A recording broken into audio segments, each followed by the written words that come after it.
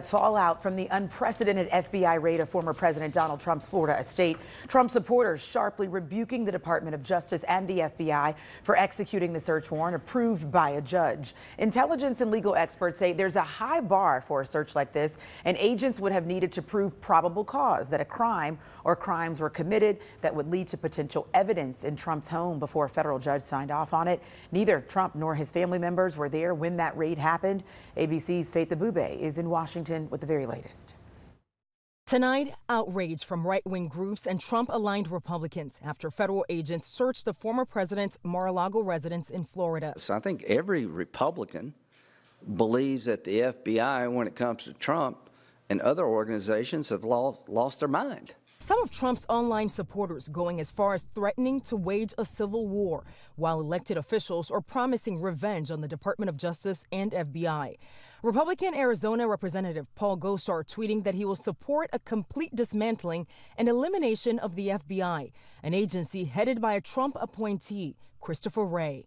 House Republican leader Kevin McCarthy adding that, quote, when Republicans take back the House, we'll conduct immediate oversight of the Justice Department. The strong reaction from Trump allies coming after FBI agents executed a court-authorized search warrant at the former president's private residence. Trump, who wasn't present during the raid, claiming the agents broke into his safe. To have a warrant, you need justification, and that says that no one is above the law. Sources tell ABC News the unprecedented raid was part of an investigation into Trump's alleged mishandling of classified documents.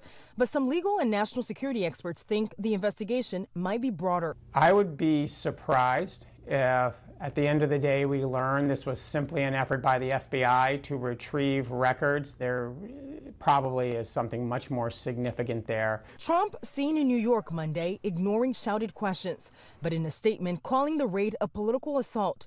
Some of the online rhetoric approaching levels not seen since the January 6th Capitol attack. We are seeing mainstream public figures in the media and in elected office who are mimicking some of the language on these extremist forums, and they are throwing fuel on a raging fire.